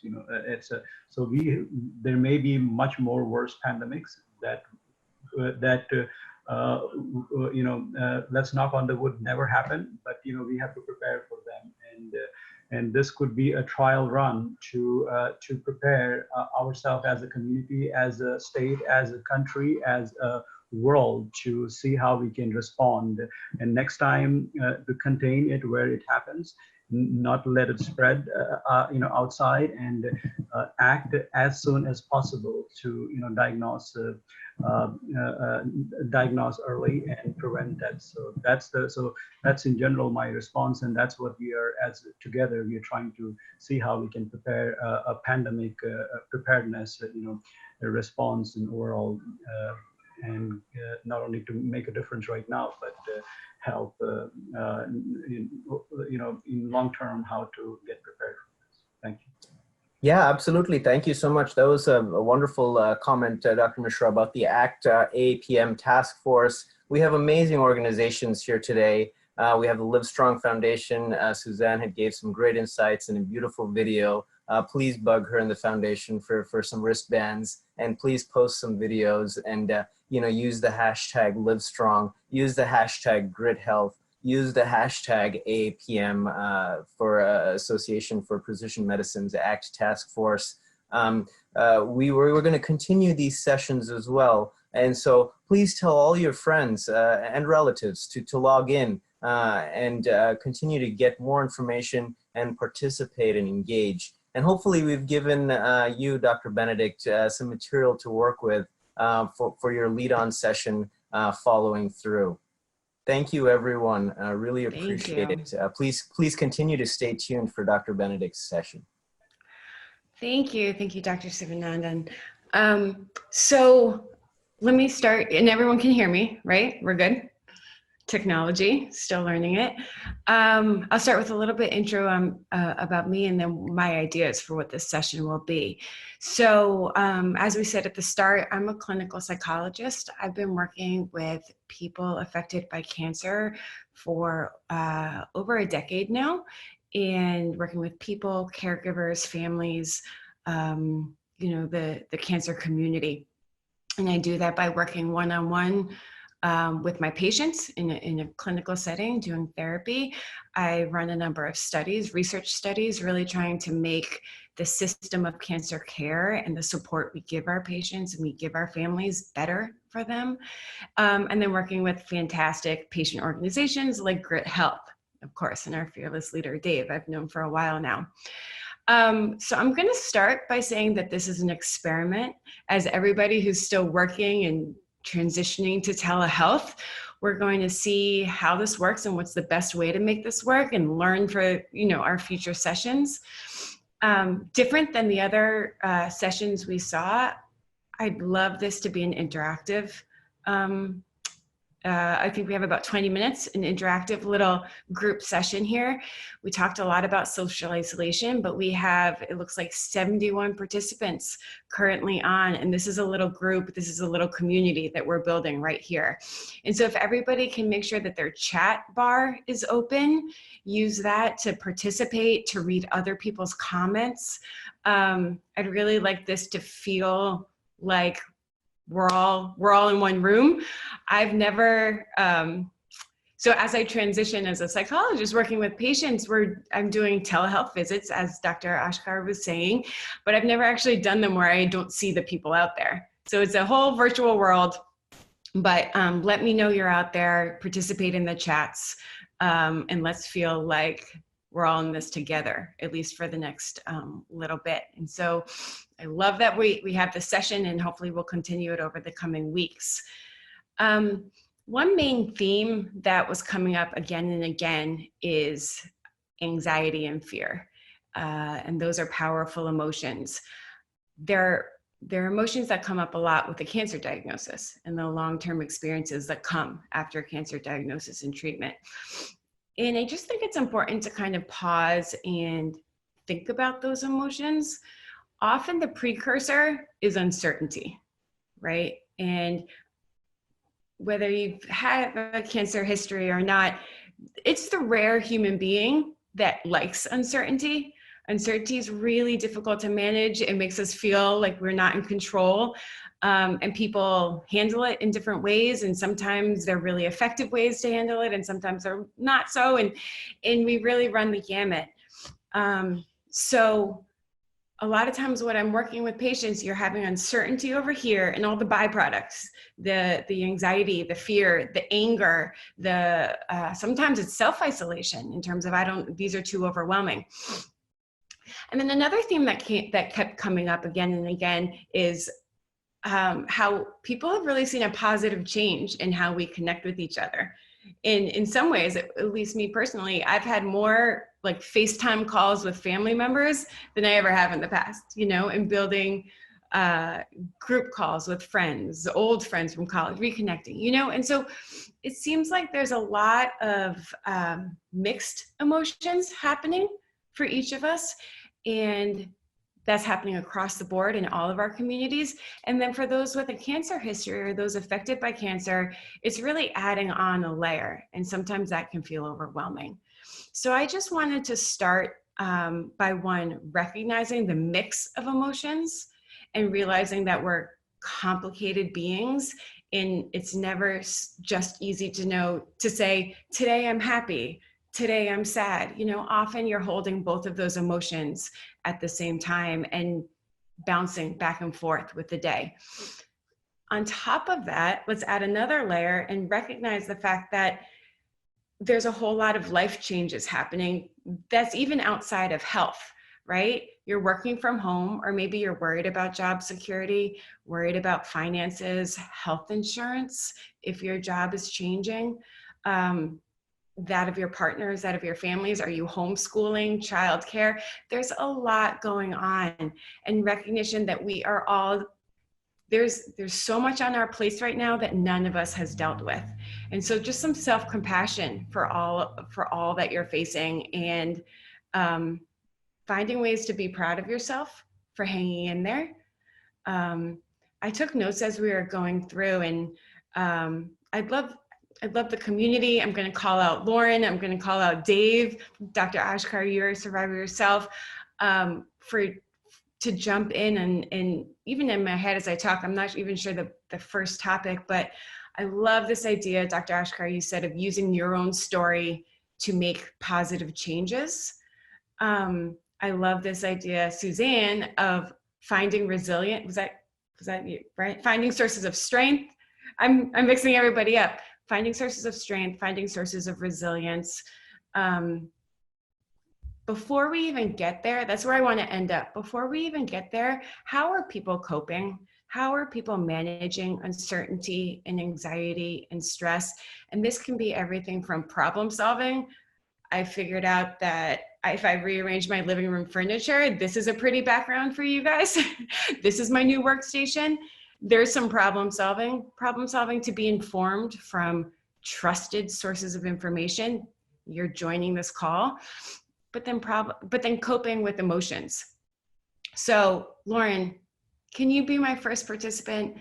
And then I'm going to try and read chats as we go, but how are you doing? How are you handling your emotions and the emotions that come up day in and day out? Yeah, so I'm Lauren. I am a part of the GRIT team. I'm the programs coordinator, and you can find me in the app all the time, which you can download in the App Store onto your mobile device, or you can do with the desktop version. And it's basically like what you're doing in the chat bar right now during this session. But we're in there talking all the time. And those are with the people that have gone through the cancer diagnosis or are going through a diagnosis. I'm a young adult cancer survivor myself. And so when I talk to this group of people in the app, these are my people, they get it. They've gone through the hardships of cancer. So I already feel like I'm already connected to them. And I know that they're dealing with the same things I'm dealing with. It's, you know, I'm bored, I'm stuck inside, I'm worried I'm gonna get sick before everyone else gets sick. I don't know if I should go for walks. It's just having all those unknown questions, and what I have found is really just confronting them is what is important, which is, Katherine, kind of what you're saying of you need to realize your feelings before you can try and cope with them. So once you come to terms with, are you scared? Are you anxious? Are you confused? Once you figure out what those are, then you can try and find ways to work on them. And that's what I'm doing through our app and through our GRIT community, is really trying to pull together resources to help everybody get through this time. Yeah, Lauren, thank you for bringing that up. And every time I participate in a GRIT group chat and listen to you talk about the community, it's so striking to me that it's important for us to get support from the community. And then also it feels really good to give support and to be there for somebody else. And often if I'm there for somebody else, I can share my knowledge. I can hear them share their knowledge. The tips, you know, I heard free yoga online. I know that deep breathing really calms my heart, calms my stress. That shared back and forth feels so good. Thank you. Dave, how about you? I know you've given a lot of thought to managing emotions, feeling authentic in the moment, respecting the emotions, both the positive and the negative. What are you thinking as you like listen to everything we've been talking about for the past hour and a half? Oh, I have the honor of getting to talk with the speakers before the event, to hear their stories, or many of you I know so well. And I've been reading the comments on the side, acknowledging everyone's vulnerability. And I love that Bo wrote, you know, vulnerability is true strength. And seeing this group with how different all of our backgrounds are come together, this human and this real about, you know, the things we're uncertain about and how it's affecting us. At the end of the day, whether we're a provider, a physician, or a researcher, or an advocate, we're all human, and it's really a tough situation for humanity around the world. And the patient, cancer patient who'll join us next Saturday, he and I were having a conversation, and he was describing to me the moment that he learned how to let his wall down. You know, he described it as, I felt like I had to be strong for everybody. And that resonates with me so much because, you know, as a man and a young adult, and all of the things that I think made me want to project strength, they actually kept me walled in. And hearing this other patient describe the moment that he was able to let those things out, and how it changed his life and it connected him to everybody else going through the same situation. This conversation reminds me of that. You know, I'm truly in awe getting to hear us share these experiences in such a real way, and read the comments, and it just makes me realize how far I've come since I was originally hiding all of that, and how much together, whether or not we feel it in the moment, how much we're really changing the situation by being this open. Yeah, and knowing you, Dave, I know that you've been intentional about that journey, and it doesn't come magically. You don't just kind of figure things out in your sleep and then you wake up after, you know, from a dream. I think that it takes a little bit of work and maybe some quiet time to check in with yourself. And it can be hard to find quiet time perhaps now, depending on how many kids are at home and how many rooms you have in the house to close the door. But a lot of times when we face an increase in stress, an increase in anxious and fearful emotions, our body registers that, right? And that at this point in time, everybody's heard like mind-body connection, you know, the psychology with the physical. In the moment, we can forget how quickly that happens and how quickly our body latches on to what's going on inside our head. So what I find, and I wonder how the community feels about this, I know that on the chat room, a lot of people have talked about yoga and maybe some deep breathing. Taking a few minutes to take some deep breaths. And it can be helpful to start with the physical, because that's a more tangible calming of yourself, and let the emotions come, and whatever emotions are there. And you don't have to give words to them. Words is kind of a more difficult thing, but what are the emotions?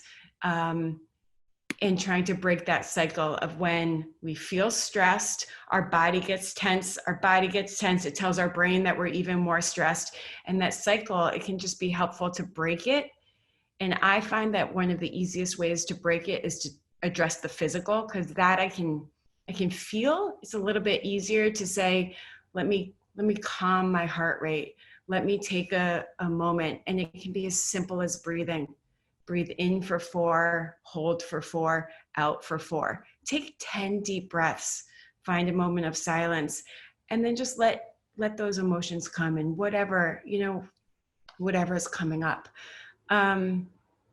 Once we're a little bit more grounded, it can be easier to connect, to have an authentic connection with those around us. In this time of social isolation, and what's come up again over all the discussions is connecting with loved ones, you know, and again, holding those complicated emotions of I'm fearful, a lot of times we're fearful of loved ones, the same time we're fearful, anxious about ourselves. And then connecting on the positive and the love in front. How does that resonate with people?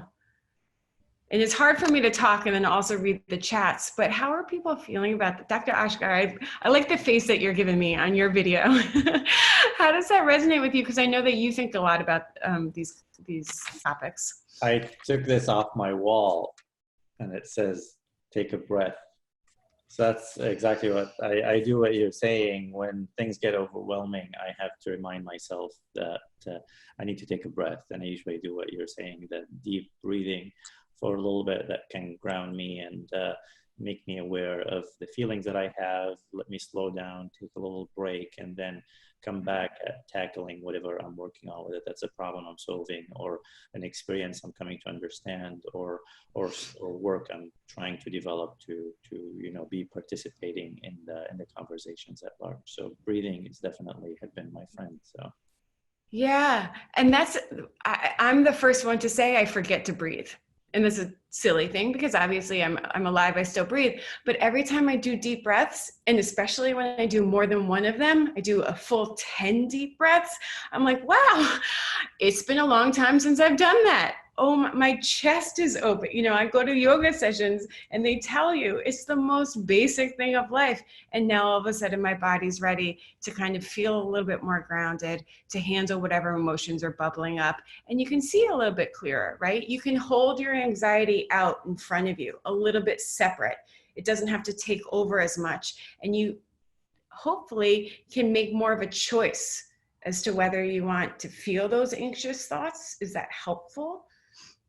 Or can we move over here in a more positive coping?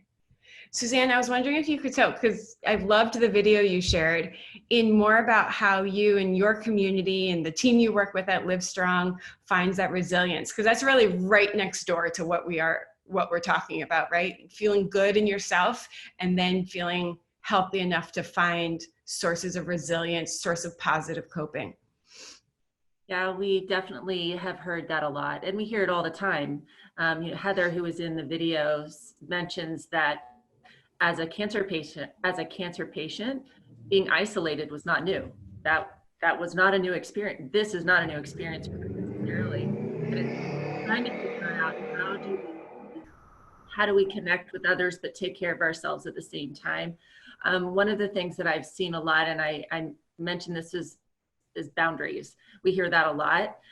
So if you have this big group of people that you're taking care of,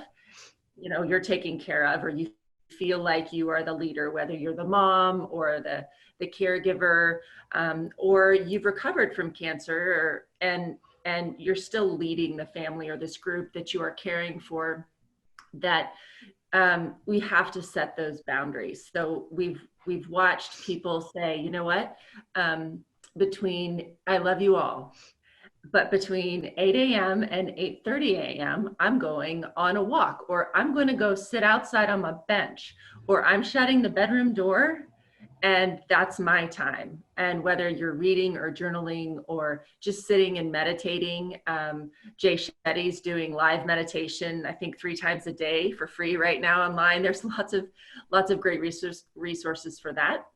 So we've seen our survivor community really learn how to set boundaries, to take care of themselves first. It's that idea of putting the mask on first before you can take care of others.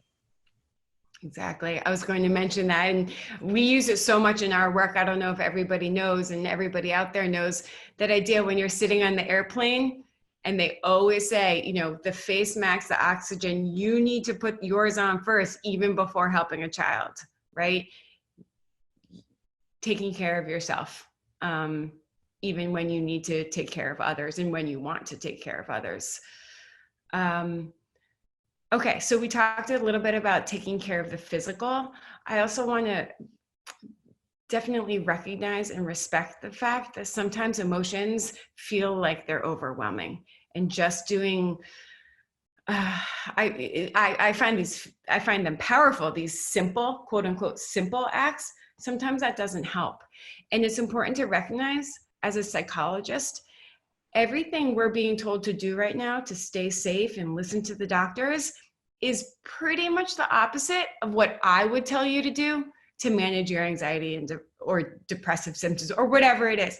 It's the opposite. Stress management, we talk about going outside, go to exercise classes, be a part of a community, connect, and so it's a challenge here, right? Not only are we trying to be good because we're trying to listen and we're trying to stay safe, but it's posing even more challenges in terms of my normal coping skills, the normal things I do, and we're all facing that. Lauren's going to talk about all the resources that we've been pulling together for online, but I encourage people to not only find those protective spaces, to be able to breathe, to be able to touch in with themselves, but also to reach out and adapt their normal ways of coping to make sure that they're still safe, but they're connecting to the things that we know are good for you, connecting to communities. I saw someone on the chat real quickly, because this is important. Lauren asking what is the app that we mentioned. And so Lauren talked about the Grit Health app. And so please look that up. They hold programs for so the community can get together. And then I think we only have a few more minutes. So I'm going to mention it right now, and Lauren will tell you more about it. But in that app, there's a chatbot that we call Vivi. It's a positive psychology intervention. And so it guides you through ways for working with some of those difficult thoughts to be more positive. And one of the key aspects of this is finding gratitude. And so with the acknowledgement that there's a lot going on in the world that's scary, there's a lot going on, particularly with those who are struggling with cancer and fears around their cancer that are scary. At the same time, can we find silver linings? Can we find just moments of feeling positive or feeling strong or feeling good about yourself, even if it's being there for someone else for simple acts, making breakfast, cleaning the house, feeling good about yourself. And so I think the chat's still actively going, but if people can start sharing, what are they grateful for? I was thinking about this before jumping on the call this morning, and I live in San Francisco. Even though we're in California, it's not always sunny here. It's not sunny here this morning, but the last few days had been perfect blue skies and sunny, and I found a spot in my apartment where the sun was on my back and I could do my work there. And it was gratitude. My office at work, I don't get that sunshine. Maybe one day I will. Finding little pieces of gratitude. So how about calling on our panelists, calling on the people on this call, little things, big things. I'm at the same time holding a lot of uncertainty. I'm holding anxiety about the world, about my family, but I can simultaneously find sources of gratitude, things I'm grateful for, and that can counteract some of those feelings. Let's start with you, Lauren. Sorry, I had to unmute myself. It's funny, Catherine, right? As you were saying that about the sunshine, I literally typed right in the chat box, I'm grateful for the sunshine today. Yes, there's pollen and there's wasps trying to make homes, trying to be, outdoorsy and work at my outdoor table, but in the same sense as I'm, swatting wasps, I'm just like, wow, I'm getting to sit outside. It's sunny. I'm spending more time with the dog. I'm, am I getting to eat a few extra snacks I normally refrain from? Exactly. Yeah. We're home and you have to do things that are going to make you feel good, whether it's, sitting outside in the sun or being able to watch an extra episode of your favorite show because you don't have to get up early to get ready for work, Yeah. And this is something I've always done. Even, one of the things that cancer did teach me is to be grateful and really thankful for these little things. And that's what really kind of got me through my treatment. And I'm using that to my advantage now to do it all over again. So I really just encourage people, anything that helped you get through your diagnosis or your treatment, go back and think about that. You got through that hardship and that difficult time in your life. You can get through this with the same things you did before. Yeah. Yeah, that's a great point. In some ways, maybe this community is even more equipped to be handling these things. You've all dealt with a huge life event. Often that life event is not just the time of diagnosis treatment, it goes for a long time. So be proud of yourself. Where did that strength come from in the past, and can you use some of the same things? In just the last few minutes, does anyone else want to share feeling grateful? Yeah, absolutely. If I can, just it was great, some of the stuff that you mentioned. There's so much going on. Obviously it's kind of gloomy here in our area in San Francisco. I've just tried to be more mindful and live in the moment, just because, you can just go through your day having your routine, and that's what I was used to before. But now that everything's kind of turned a little bit upside down, I don't want to rush through everything that's happening, because there are a lot of things happening. And so I want to take stock of different moments that are occurring. Also, my border collie, Kush, he's so adorable. He's my pet. Usually I leave him at home, and, I leave him out in the yard, and I come back after work. But now that I'm stuck at home, I'm trying to do this work, and I'm trying to compartmentalize, have a little workstation in a different place of the house so that different things don't kind of encroach. But he's looking at me like, why don't we play all the time? You're here at home all the time. And so the first time it happened, I remember I almost snapped at him, being like, I need to get this work done. But now I'm like, this is a blessing. I get to spend all this time with him that I normally wouldn't get to spend. And so I actually rearranged my schedule as much as possible to see how much time I could spend.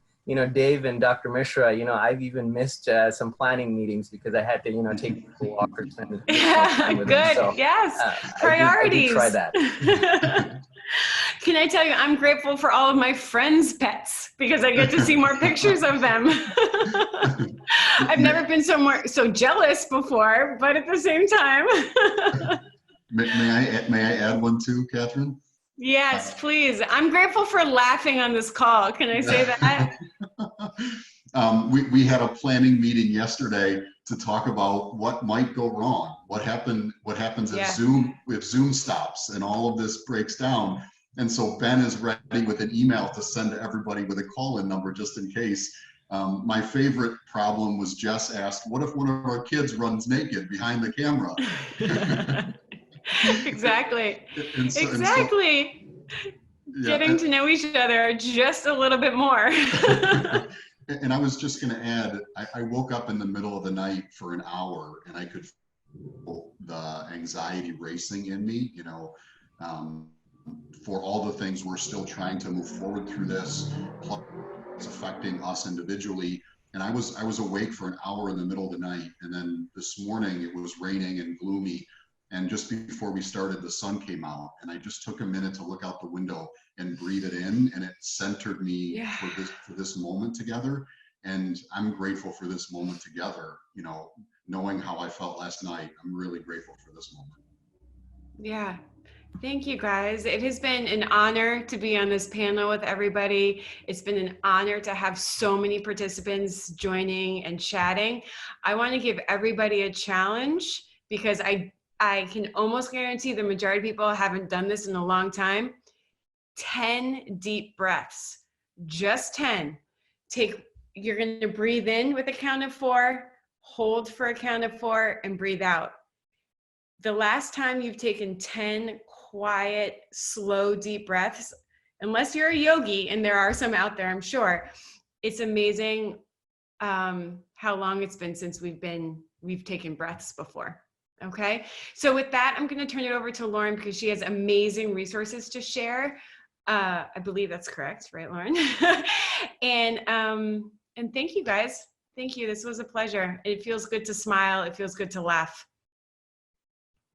Yeah, thanks, Katherine. So really great ideas and things. And what I have found is, maybe myself, I don't love yoga. That's fine. That's okay. So I'm not going to do that. I'm going to try and pursue something else that I can do inside. I like journaling. I'm not an artist, so no, I'm not gonna, color or paint or do whatever, but that's the advantage of so many resources being out there. You can keep searching and keep trying new things because there is such a great variety. So first thing I do want to mention is we will be doing these sessions on the next upcoming few Saturdays. So our next one, you can join us again, is next Saturday, April 4th, same time at noon. And same thing as what's happening with the pandemic. It's ever evolving, it's changing, new things are coming up. I'm finding new resources. Same thing as our website. We're always updating it. I'm always adding new resources.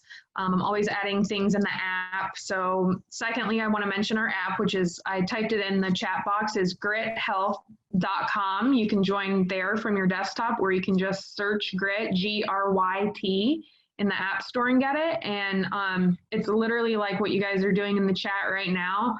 And we do talk a lot about our pets.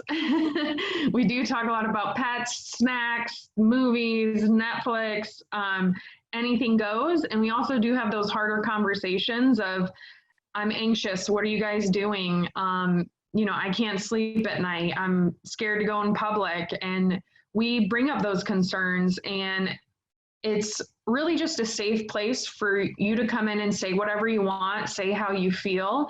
And while you're doing that, you're also letting me, who is on the Grit team, know, what can I do better? What can Grit do? As we're listening to you, we want to help you more and more.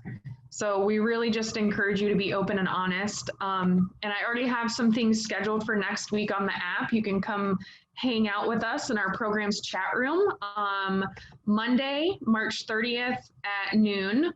Wednesday, April 1st at noon. And these are all in Eastern time. Thursday, April 2nd at 7 p.m. Eastern time. And next Friday, April 3rd at 3 p.m. Eastern time. And those are just really a great time where, people are going to be hanging out there in the chat room. And like I said, anything goes. And then we are going to be updating our website with these resources that I'm about to tell you about. But the Young Survival Coalition is one of our partners, and they are breast cancer based. They have a couple really great blogs already posted up on their website. And then they're also going to be doing virtual meetings for breast cancer survivors that you can register for.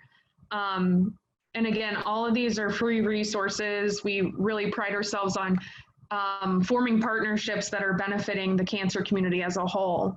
And then they also have a couple private Facebook groups that you can go in for support. Another one of our partners, BMT InfoNet, they are adding a page up on their Facebook, or their website, for tips with coping with anxiety during this. And they also have a peer support program you can look into. Another one of our partners is Family Reach, and you can find Family Reach on the internet, Facebook.